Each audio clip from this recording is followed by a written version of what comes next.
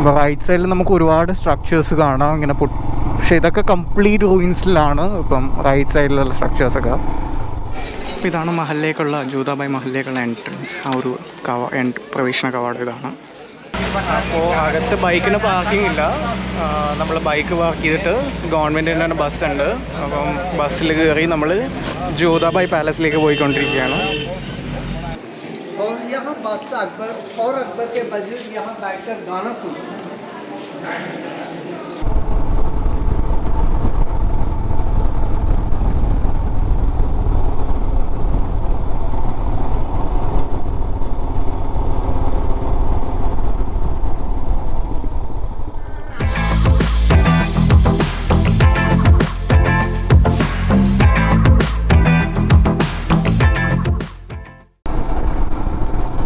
Hello, welcome back.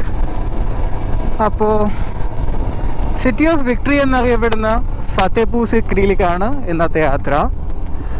ഡൽഹിയിൽ നിന്ന് ഏകദേശം ഈസ്റ്റ് ഡൽഹിയിൽ നിന്ന് ഏകദേശം ഒരു 205 കിലോമീറ്റേഴ്സ് ഉണ്ട്. ആഗ്രയിൽ നിന്ന് ഏകദേശം 35-നും 40 കിലോമീറ്റേഴ്സിന് ഇടയ്ക്ക് ഡിസ്റ്റൻസ് ഉണ്ട്. നമ്മളിപ്പോൾ ആഗ്രയിൽ പോയിട്ടല്ല വരുന്നത്, നമ്മളിപ്പോൾ ഡൽഹിയിൽ നിന്ന് നേരെ ഡിവൈഡ് ചെയ്ത് വരികയാണ്.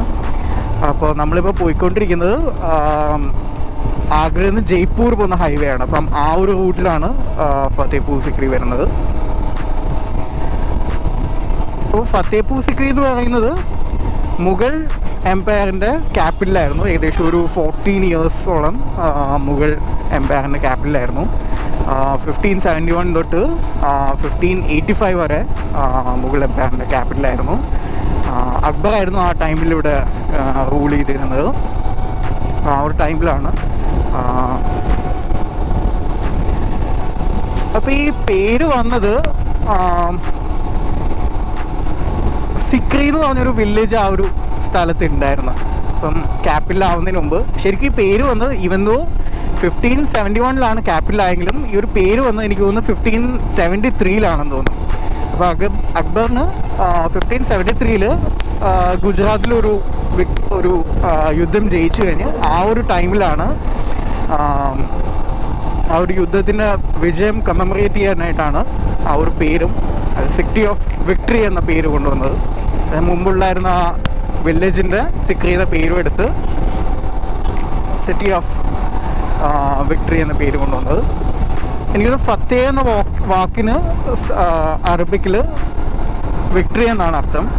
അപ്പം ഫത്തേപൂർ സിക്രി എന്ന് പറയുമ്പം സിറ്റി ഓഫ് വിക്ടറി. അപ്പോൾ നമ്മൾ ഏകദേശം എത്താൻ ഇനി ഒരു 10 to 12 കിലോമീറ്റേഴ്സ് കാണുള്ളൂ. നല്ല റോഡായിരുന്നു, വളരെ പെട്ടെന്ന് നമ്മൾ എത്തി. 4 hours ഗൂഗിൾ മാപ്സിൽ കാണിച്ചിട്ടുണ്ടെന്ന് 4 hours ഒന്നും എടുത്തില്ല.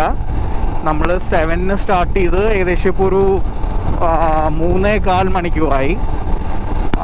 വഴിയിലധികം സ്റ്റോപ്പ് ചെയ്തില്ല, ഇടയ്ക്കൊന്ന് നിർത്തിയതേ ഉള്ളൂ. ജസ്റ്റ് ഒന്ന് റെസ്റ്റ് ഒരു 5 minutes നിർത്തിയുള്ളൂ. എനിക്കൊന്ന് 10:30 ഒരു 15 minutes നമ്മളെത്തും. റോഡൊക്കെ നല്ല റോഡാണ്, ഫുൾ ഹൈവേ ആയിരുന്നെങ്കിൽ പറയാം. അപ്പം അക്ബർ ഫത്തേപൂർ സിക്രിയിൽ വന്നിട്ട് ആദ്യം കൺസ്ട്രക്ട് ചെയ്യുന്ന ഒരു ജാമ മസ്ജിദാണ്. അപ്പം അക്ബറിന് കുറേ നാൾ മക്കളൊന്നും ഇല്ലാതിരുന്നിട്ട് ഒരു സൂഫി സെയിൻറ്റ് സലീം ചിഷ്ടി എന്ന് പറഞ്ഞൊരു സൂഫി സെയിൻറ്റിൻ്റെ ബ്ലെസ്സിങ് കൊണ്ടാണ് ജോധാബായിൽ ജഹാംഗീർ എന്ന് പറഞ്ഞൊരു മകൻ പിറക്കുന്നതെന്നാണ് വിശ്വാസം. അപ്പോൾ അതുകൊണ്ട് ആ ഒരു മകൻ വരുന്ന ആ ഒരു സന്തോഷം കമ്മമറേറ്റ് ചെയ്യാനായിട്ടാണ് ജമ മസ്ജിദ് അവിടെ പണി കഴിക്കുന്നത്. അപ്പോൾ അത് കഴിഞ്ഞിട്ട് എൻ്റെ ഒരു ഓർമ്മ ശരിയാണെങ്കിൽ 1573 ഈ ഒരു വിക്ടറി വരുന്നത്. ഗുജറാത്തിലെ ഒരു യുദ്ധത്തിൽ അക്ബർ ജയിച്ചു വരുന്നത്. അപ്പോൾ അതിന് ശേഷമാണ് ഈ ഒരു പേരുമാറ്റവും അതിനോടൊപ്പം തന്നെ ഒരു ഗേറ്റും ഒരു കവാടം പോലെ പണിയുന്നുണ്ട്. ബുലന്ദ് ദർവാസ എന്നാണ് അതിൻ്റെ പേര്. ഒരു ഏകദേശം 54 meters ഹൈറ്റ് വരുന്നൊരു ഗേറ്റ്, ഒരു എൻട്രൻസ് ആണ് അവിടെ പണിയുന്നത്. അപ്പം അത് രണ്ടും ഒരു 1573 നടക്കുന്നത്. അതിന് ശേഷമാണ് അക്ബർ ഒരു വാൾഡ് സിറ്റി അവിടെ ബിൽഡ് ചെയ്യുന്നത്. ഫത്തേപൂർ സിക്രി എന്ന പേരിലുള്ളൊരു വാൾഡ് സിറ്റി. അതിന് ശേഷമാണ് ജോധാബായിക്ക് ഒരു പാലസ് പണിയുന്നത്. ജോധാഭായ് മഹൽ എന്ന് പറഞ്ഞ പേരിൽ അവിടെ ഒരു പാലസ് അപ്പോൾ നമുക്ക് നമ്മളിവിടെ പോകുമ്പോൾ കാണാൻ പറ്റും. അതുപോലെ തന്നെ അവിടെ കാണാനുള്ളത് ബുലന്ദ് ദർവാസ ആണുള്ളത്, പിന്നെ ജമാ മസ്ജിദ് കാണാനുണ്ട്, പിന്നെ മെയിനായിട്ട് ജോധാഭായ് മഹൽ കാണാനുണ്ട്. പിന്നെ അവിടെ ഇന്നിപ്പോൾ നേരത്തെ പറഞ്ഞില്ലേ ഒരു സൂഫി സെയിൻ്റ് ഉണ്ടായിരുന്നു, സലീം ഷിഷ്ടി. അപ്പം അദ്ദേഹത്തിൻ്റെ ടൂമ്പും അവിടെ സ്ഥിതി ചെയ്യുന്നുണ്ട്. ഒരു മാർബിളിൽ കൺസ്ട്രക്ട് ചെയ്തിട്ടുള്ളൊരു ടൂമ്പാണ്. അപ്പോൾ ഇത് കംപ്ലീറ്റ് ഒരു ഹിന്ദു ഇസ്ലാമിക് ആർക്കിടെക്ചറാണ് കംപ്ലീറ്റ് ചെയ്തിരിക്കുന്നത്. പിന്നെ ആ ടൂമ്പൊക്കെ ഡിസൈൻ ചെയ്തിരിക്കുന്ന ഒരു ഗുജറാത്തി ഇൻഫ്ലുവൻസും അതിൽ വന്നിട്ടുണ്ടെന്ന് ഞാൻ വായിച്ചിരുന്നു. ബുലന്ദ് ദർവാസ നിർമ്മിച്ചിരിക്കുന്നത് yellow and red sand stone കൊണ്ടാണ്. ബട്ട് ബാക്കിയുള്ള സ്ട്രക്ചേഴ്സ് എല്ലാം എക്സെപ്റ്റ് ഫോർ ദ ടൂംബ് എല്ലാം റെഡ് സാൻഡ് സ്റ്റോണിലാണ് കൺസ്ട്രക്ട് ചെയ്തിരിക്കുന്നത്.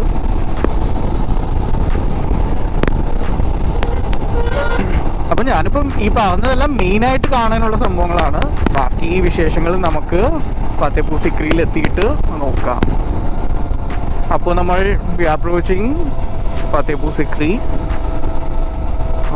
എനിക്ക് അവിടെ ഇവിടെയൊക്കെ ചുമന്ന റെഡ് സ്റ്റോണിലുള്ള മതിൽക്കെട്ടുകളൊക്കെ കാണാം. Okay, Fatehpur Sikri monument left എടുക്കണം ഇവിടുന്ന്.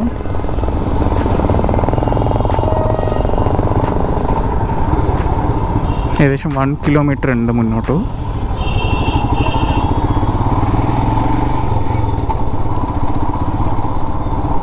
ഭരത്പൂർ ബേർഡ് സാങ്ച്വറി 21 കിലോമീറ്റേഴ്സ് റൈറ്റിലേക്ക് പോകണം. Oh, we almost reached.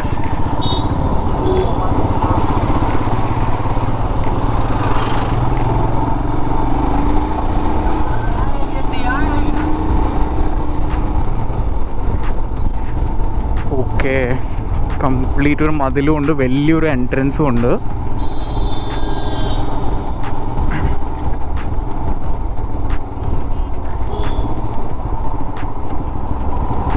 ഇത് ആഗ്ര ഗേറ്റ് എന്നാണ് ഇത് അറിയപ്പെടുന്നത്. അവിടെ എഴുതി വെച്ചിട്ടുണ്ട് ദർഗ കോംപ്ലക്സ്, മഹൽ കോംപ്ലക്സ്.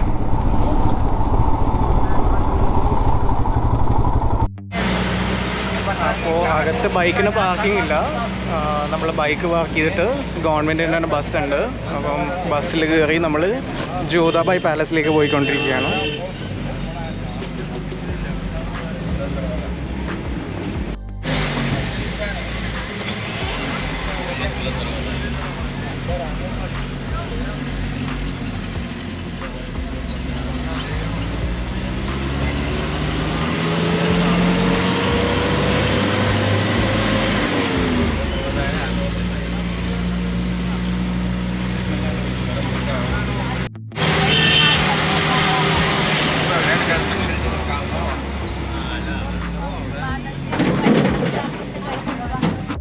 അപ്പോൾ ഇതാണ് മഹലിലേക്കുള്ള ജോധാഭായ് മഹലിലേക്കുള്ള എൻട്രൻസ്. ആ ഒരു പ്രവേശന കവാടം ഇതാണ്.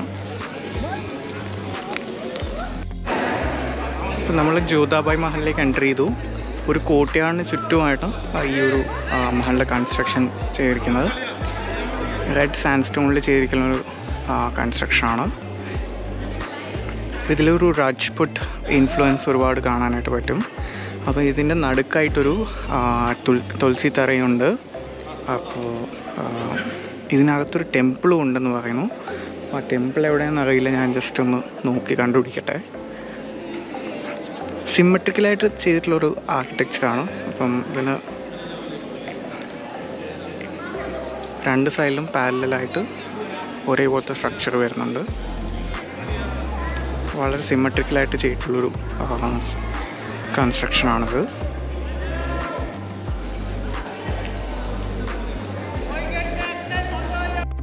അപ്പോൾ യെസ്, ടെമ്പിൾ കണ്ടുപിടിച്ചു. തുളസി തറയുടെ നേരെയാണ് വരുന്നത് ആ ഒരു ടെമ്പിൾ. ഒരു ഓപ്പൺ സ്റ്റൈൽ ടെമ്പിളാണ്. അപ്പോൾ നമുക്ക് ടെമ്പിളിലേക്ക് കടക്കാം.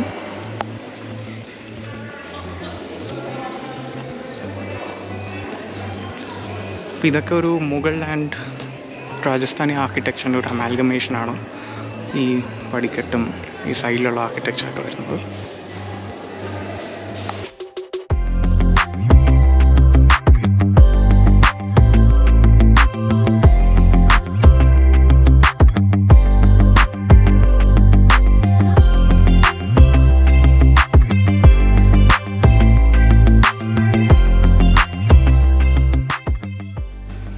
നമ്മളിപ്പോൾ ലോവർ ഹറംസറയിൽ എത്തിയിരിക്കുകയാണ്.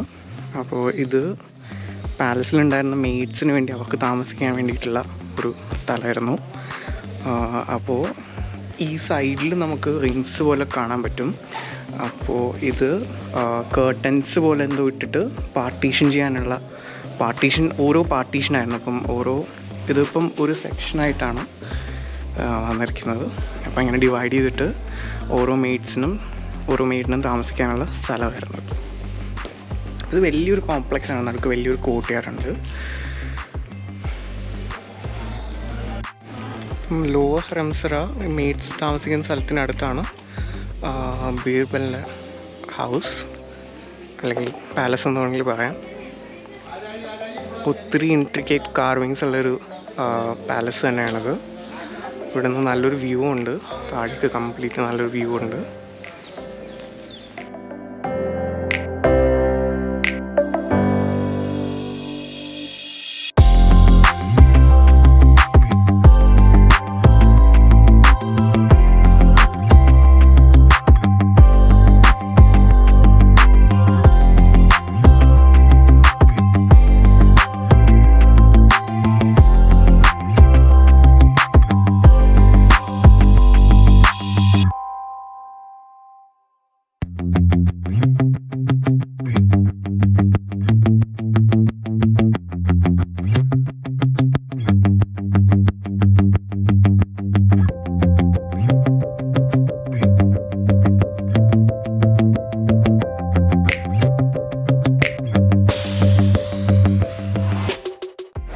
ഇതാണ് ബീർബൽസ് ഹൗസ്.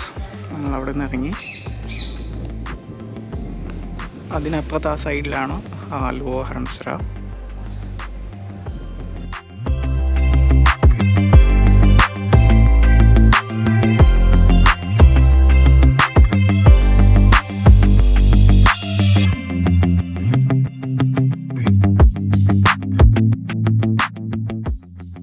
അപ്പോൾ ഇതാണ് പഞ്ച് മഹൽ.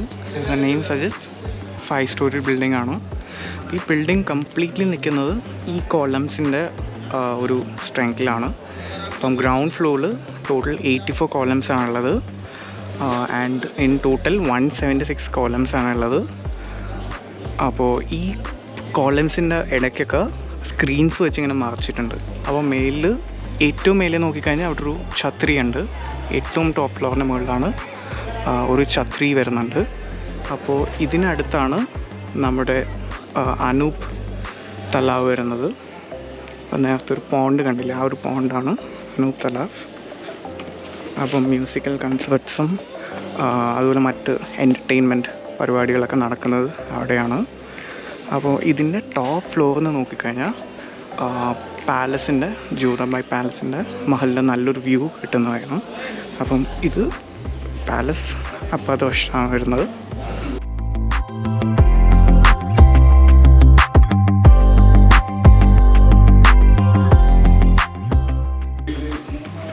ഇതിനടുത്താണ് പാലസ് വരുന്നത്. അപ്പോൾ അതിൻ്റെ മേലെ നിന്ന് പാലസിലേക്ക് നല്ലൊരു വ്യൂവും കിട്ടുന്നുണ്ട്. അതുപോലെ തന്നെ ആ സൈഡിലേക്കുള്ളൊരു വ്യൂവും നമുക്ക് കിട്ടും.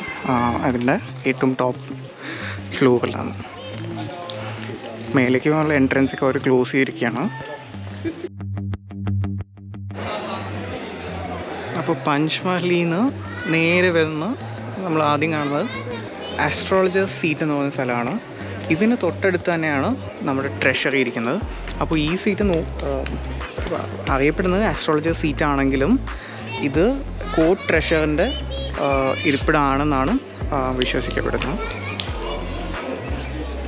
അപ്പോൾ ഇതിന് തൊട്ടടുത്ത് തന്നെയാണ് നമ്മുടെ ട്രഷറി വരുന്നത്. ഈ ലെഫ്റ്റിൽ കാണുന്നതാണ് ഇവരുടെ ട്രഷറി.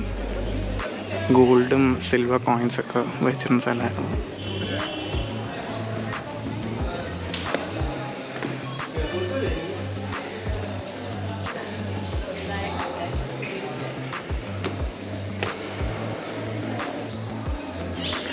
ട്രഷറി ഒത്തിരി ഓപ്പണായി പോയോ എന്നൊരു സംശയം. പക്ഷെ ട്രഷറി എന്നൊക്കെ സംതിങ് ദാറ്റ് ഇൻവോൾവ്സ് മണി നമുക്ക് ആദ്യം മനസ്സിലേക്ക് വരുന്ന ഒരു സംതിങ് വെരി സെക്യൂർ അല്ലെങ്കിൽ ക്ലോസ് ആയിട്ടുള്ളത്. ഇത് ബട്ട് വളരെ ഓപ്പണായിട്ടൊരു സ്ഥലം, പ്ലസ് ഒരു നല്ലൊരു വ്യൂ ഉണ്ട്.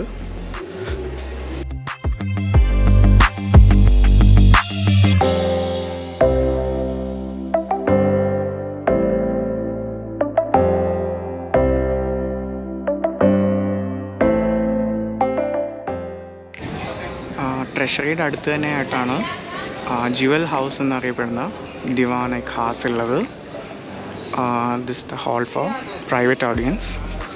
ഇവിടെ റിലീജിയസ് ഡിസ്കോഴ്സസ് ഒക്കെ നടക്കുന്ന ഇവിടെയാണ്.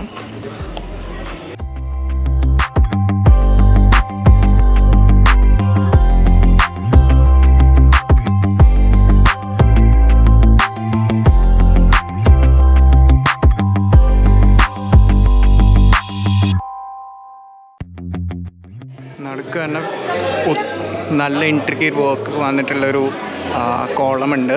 അത് 4 സൈഡ്സിലേക്ക് ബന്ധിപ്പിച്ചിട്ടുണ്ട്.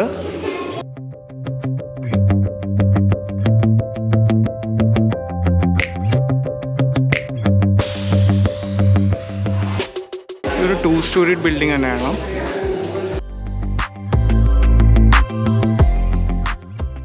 അപ്പോൾ ഇതാണ് ദിവാൻ ഖാസ്. അപ്പോൾ ആ കാണുന്ന ട്രഷറി, അതിൻ്റെ ഇപ്പുറത്താണ് ആസ്ട്രോളജർ സീറ്റ് വരുന്നത്. പിന്നെ അത് പഞ്ച് മഹൽ. പിന്നെ അവിടെയാണ് അനൂപ് തലാവ് വരുന്നത്. നമുക്കൊന്നുകൂടെ അനൂപ് തലാവിൻ്റെ ആ ഒരു സൈഡിലൊന്നുകൂടെ പോയിട്ട് വരാം. അപ്പോൾ അനൂപ് തലാവിനടുത്ത് തന്നെയാണ് ഹജ്ര അനൂപ് തലാവ്, ടർക്കിഷ് സുൽത്താനാസ് ഹൗസ്. അക്ബറിനൊരു ഭാര്യയും താമസിച്ചിരുന്നത് ഇവിടെയാണ് എന്നാണ് പറയപ്പെടുന്നത്. ഇവിടെ ശരിക്കും താമസിച്ചിരുന്നു എന്ന് സംശയമെന്നാണ് ഹിസ്റ്റോറിയൻസ് പറയുന്നത്. വളരെ ചെറിയൊരു സ്ട്രക്ചറാണ്, ബട്ട് വാൾസും സീലിങ്സും എല്ലാം ഒരുപാട് കാർവിങ്സ് ഉണ്ട്.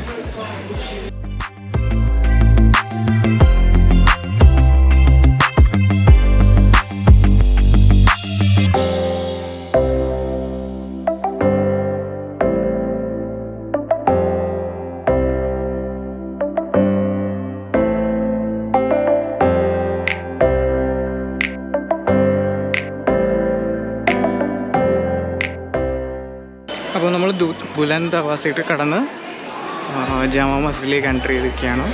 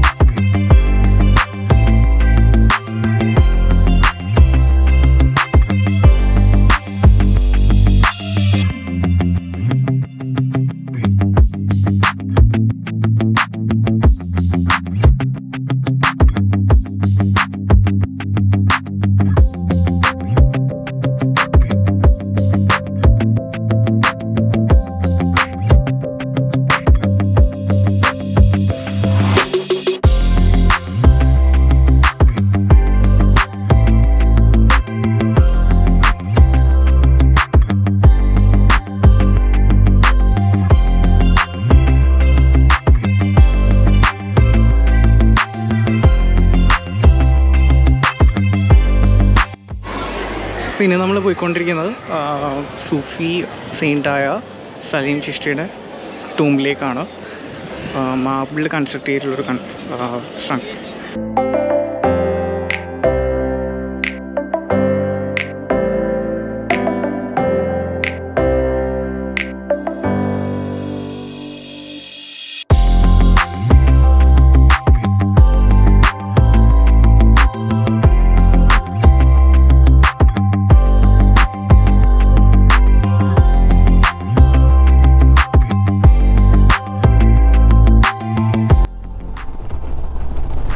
അപ്പോൾ ഫത്തേപൂർ സിക്രി കംപ്ലീറ്റ് കണ്ടു കഴിഞ്ഞു. അപ്പോൾ പഞ്ച് മഹലും ദിവാനിയാമും ആ സൈഡിലേക്ക് പോകാൻ ഈ റോഡിൽ കൂടെയും പറ്റും. അപ്പം നമ്മൾ ബസ് എടുക്കുന്ന സ്ഥലത്ത് 2 സ്ഥലത്തേക്കുള്ള ബസ്സുണ്ട്. ഇത് രണ്ടും രണ്ട് സൈഡാണെന്നേ ഉള്ളൂ, ബട്ട് രണ്ട് റൂട്ടിൽ കൂടെ അവർ ബസ്സിൽ നമ്മളെ കൊണ്ടുപോകും. മുകളിൽ ഒരു ബൈക്ക് വെക്കാൻ സമ്മതിക്കില്ല. ഞാൻ ബൈക്കിൽ ആദ്യം ഇവിടം വരെ പോയി, ബട്ട് അവിടെ സ്റ്റാഫിന് മാത്രമേ പാർക്കിംഗ് ഉള്ളൂ എന്ന് പറഞ്ഞു. പക്ഷേ വേറെ ആൾക്കാർക്ക് വെക്കുന്നോ എന്ന് എനിക്കൊരു സംശയം. ബട്ട് എന്നെ എന്തായാലും സെക്യൂരിറ്റി സമ്മതിച്ചില്ല. ഞാൻ ചോദിച്ച് എന്തെങ്കിലും വഴിയുണ്ട് ഇവിടെ വെക്കാൻ. അപ്പം അവരുടെ ബസ് എടുക്കാൻ വേണ്ടിയിട്ട് പറ്റില്ലെന്ന് തോന്നി. പക്ഷേ എന്തായാലും ഞാൻ ബസ്സിൽ തന്നെ പോയി. ഞാൻ പണ്ടൊക്കെ ആയിരുന്നു നടക്കുമായിരുന്നു. അപ്പം വെയിലുണ്ട്, ഇനി ഡൽഹി വരെ ഓടിക്കണം. അപ്പം അങ്ങോട്ടും ഇങ്ങോട്ടും കൂടെ ഇപ്പം 400 കിലോമീറ്റേഴ്സ് ഡ്രൈവ് ചെയ്യണം. അപ്പോൾ ഇനി ഡ്രൈവും കൂടെ ചെയ്യാനുള്ളതുകൊണ്ട് പിന്നെ ഞാൻ നടന്നില്ല. ആഗ്ര നേരെ അയ്യോ, അതിനിടയ്ക്ക് വീണ്ടും റിസർവായി. അപ്പോൾ എവിടെയെങ്കിലും പമ്പിൽ കയറ്റണം, പിന്നെ ഫുഡും കഴിക്കണം. ഇപ്പം 1:15 സമയം. ഇപ്പം ഒരു ദിവസം ലീവേ ഉള്ളൂ. അതാണ് ഞാൻ ഇത്തിരി പെട്ടെന്ന് കണ്ടിട്ട് ഇനിയിപ്പോൾ നേരെ ഡൽഹിയിലേക്ക് പോവാണ്. അപ്പം ഡൽഹിയിലേക്ക് ഇനി 200 കിലോമീറ്റേഴ്സ് ഇനി വീണ്ടും ഓടിക്കണം. അപ്പം അപ്പ് ആൻഡ് ഡൗൺ 400 ഓടിക്കണം. ഓക്കെ, അപ്പം we'll straight head back to Delhi. Okay, bye bye.